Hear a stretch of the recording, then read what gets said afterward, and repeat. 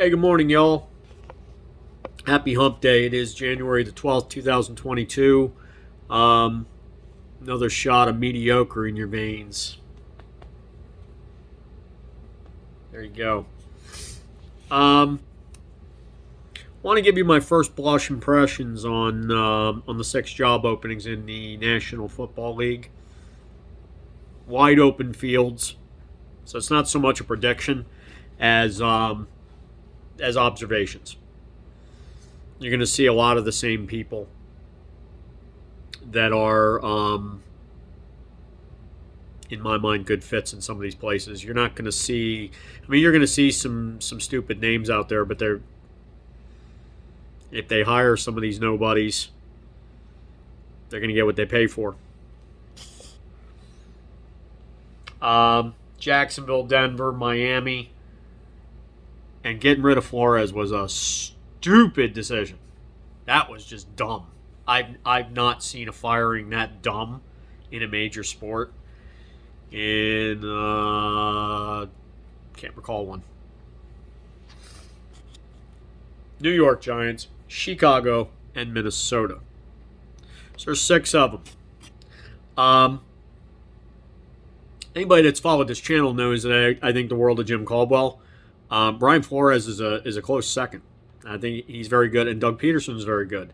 And then there's everybody else. Jim Harbaugh has been rumored to be in on either Vegas, which is not an open job yet, or on Miami or whatever. Stephen Ross, the owner of Miami Dolphins, went to school at Michigan. There's the obvious parallels there. Harbaugh has had NFL success with the San Francisco 49ers. He really should get out of Michigan while the going's good. Buy low, sell high. Chances of him, he only won against Ohio State once in 7 years. It might take another 7 to 10 years to win again.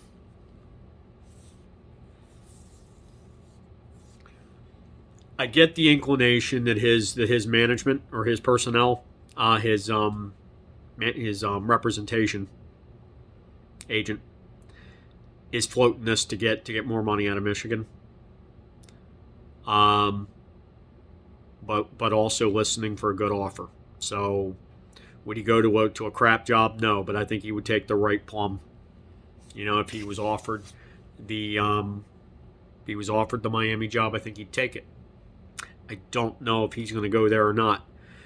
I don't think he's a great fit, personally, compared to my big 3, who I think are superior in turnarounds. When Harbaugh got to the Bay Area, he had a pretty good roster. And he's eccentric as all get out. The difference between eccentric and a failure as a coach is simply whether you win or not. Okay? He's an eccentric guy. He's won. But then now he's in Michigan, he's just a crackpot. Okay? Because he's not winning that much. I'm going to go down these 6 teams. I'm going to go into who I think the best fits are, not so much who I think they're going to hire, because it's unpredictable by orders of magnitude to know what these owners are going to do. They're unpredictable. They get cranky. They really don't make solid decisions from one day to the next. So you just don't know what they're going to do.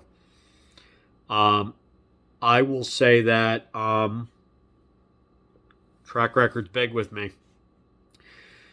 Let's go into Jacksonville first. Jacksonville needs a teacher. They need someone who's good with quarterbacks. And that's why I like Jim Caldwell for that job more than Brian Flores, because he's really leaned in on Tua. Tua's a bust. They just haven't realized it yet. So I'm not sure. Brian Flores is a good defensive-minded coach. I think he's going to be a better fit in other places, such as a Denver, such as a Minnesota, right? Or a Chicago, or a New York, right? But I'm not sure that he's that great of a fit by comparison to Jim Caldwell in Jacksonville. You could also see Doug Peterson there. So any of the three, but especially Caldwell and Peterson. Okay? Switching out to Denver. Drew Lock is not a horrible quarterback, but everybody's running around saying they have quarterback problems. Of course, the same press have been saying that Carr sucks. Many grains of salt. So Denver's looking at Dan Quinn, Eric Bieniemy. I think Brian Flores or Jim Caldwell makes sense there. If I'm Jim Caldwell, I probably don't want that job. I'd want one where I've got a better quarterback coming in, or I've got my own guy. Do I have one with a pedigree, or do I have one that's damaged? And I think the Drew Lock has had a lot of problems to deal with. He would be a reclamation project. He's not a terrible quarterback. He's got a nice arm. There's a lot to build on with him with the right guy. So I don't see Peterson there so much. I see him as an East Coast guy, but he wouldn't be so bad in Denver either. I think Denver, you're going to see Dan Quinn. You're going to see Eric Bieniemy. Flores or probably Caldwell or Peterson. But I don't think Peterson really would be interested in going out west. Miami, I have no idea what Miami's thinking. They had a good coach already. They screwed that up. I wouldn't discount. They've come out and said they're not going to take Harbaugh out of Michigan. I've seen dumber things where something like that was reversed and they ended up getting the guy anyway. So despite the denials, I ain't buying that. I think they got him in mind, and they can throw a lot of money at him. They can give him triple what he's making at Michigan. Caldwell and Peterson, I think, would be very good there. I think they need to make a quarterback change, but Tua with a Peterson particularly, he could do something with him. So I think Peterson would look really good in Miami, even better than Caldwell, quite frankly. New York Giants, they're going to be probably in a whatever's left mode. I don't see them getting the big three, but I think they're going to probably look at Dan Quinn, Eric Bieniemy. They'll pray they can get a shot at Flores, and they're probably going to look at Brian Daboll. So we'll see what comes out of that. That is not a plum job, quite frankly, because of the dysfunction of the front office. If a solid GM comes in, that job could become attractive. But it isn't right now. Even though it's the New York market, who cares? Chicago, that's a nice market too. They do seem to like Doug Peterson a lot. That was their number one target from what I was reading. I think Dan Quinn would work there. Jim Caldwell would work there. Would be good fits, quite frankly.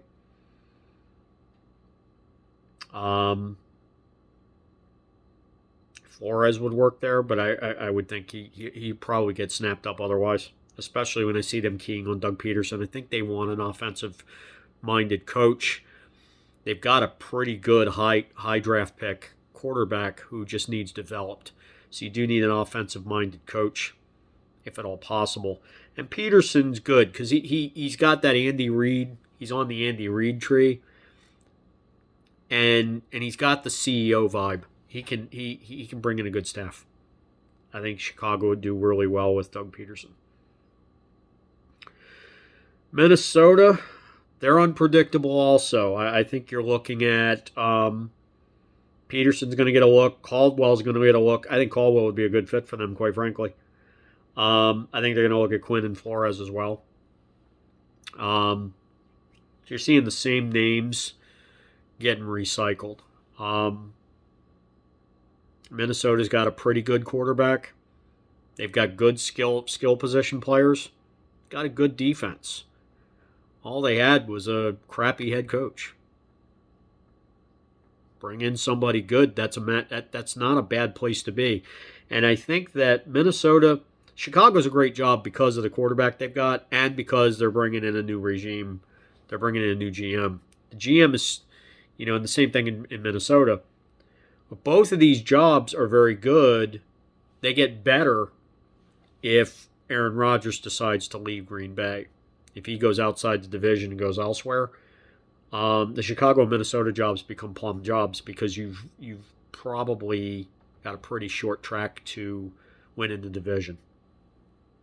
In the what I like to call the NFC Norse, like the Vikings. Get it? So those are my first blushes on the 6 job openings. You have to realize though these are very preliminary ideas, and you're also got to understand the nature of these searches and how volatile these decision makers are. They really don't make decisions maybe the same way that a fan would or that an analyst would. And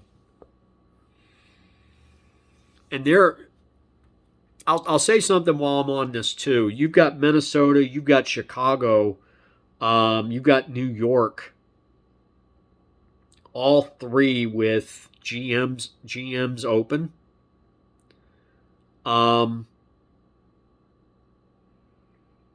If you got Louis Riddick off of ESPN, bring him into any one of those 3 situations. You're going to be sizing for rings within 3 to 5 years. He'll bring in a good culture. He'll bring in a very good coach. You're bringing in a celebrity chef that knows what he's doing. You just let him cook. I think he would be very, very good. I think he could even turn the Giants around. That's saying something. You put him in Chicago, that's a short track that's a short track up to the playoffs because that's a year 2 max. Guy's a winner. And he knows talent really, really well. He's got the right temperament. You listen to him in the interviews that he does and the analysis that he gives. He's on it. The proper mixing of old school and the new analytics. He's the GM. He's him just like the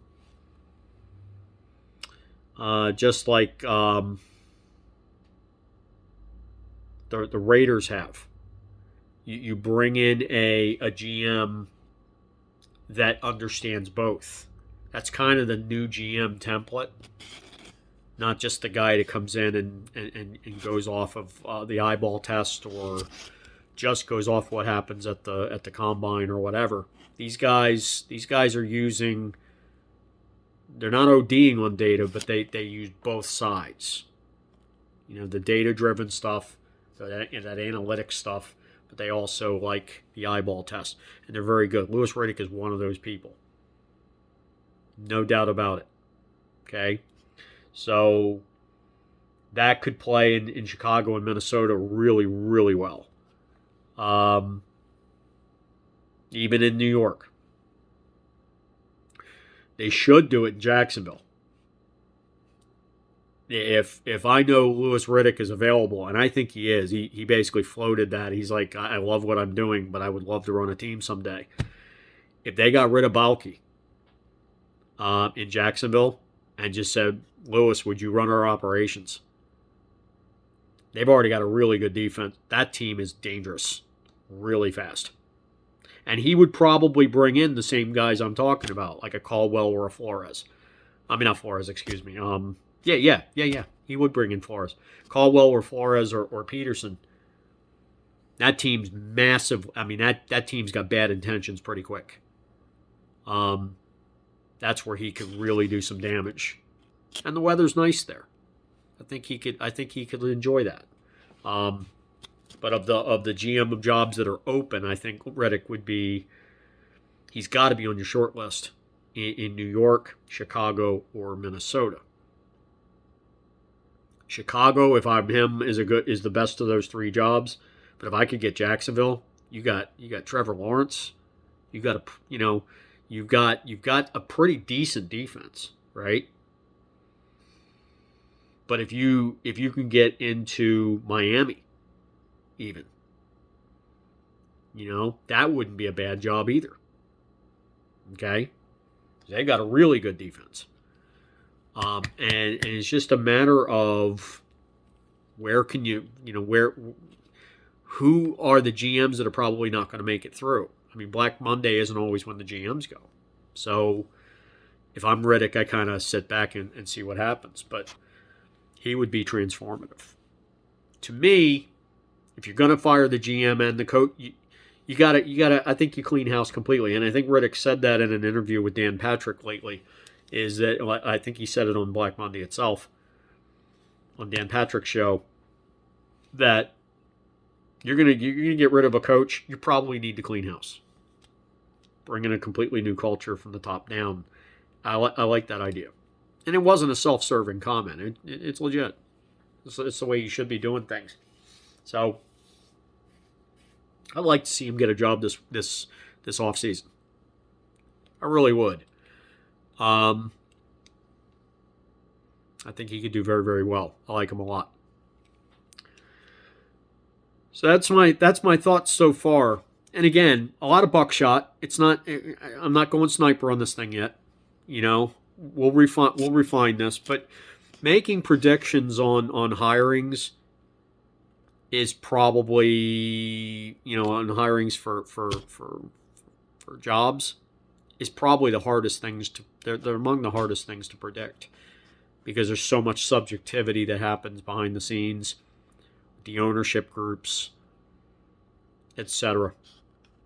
Some of them are just crackpots. It's just that simple. I mean, like I said, not Minnesota, Miami. How is it that Flores is released? It's incomprehensible. I don't even understand it. So,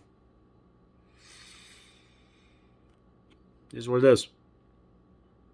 But it makes for nice fodder for us to kind of communicate on and ruminate over. And that's about it. But we'll see how this refines as more and more of these interviews happen. But if this whole process goes through and Caldwell, Flores, or Peterson, or if any of the three of them are not head coaches 3 months from now, we just got a whole village full of idiots out there. It's just that simple. And that's going to be a damn low-down, dirty shame. Really would. These guys are talented, got track records. I mean, Flores won 8 of the last 9 with a guy who really is a bust as a quarterback. I mean, what are you doing? Seriously.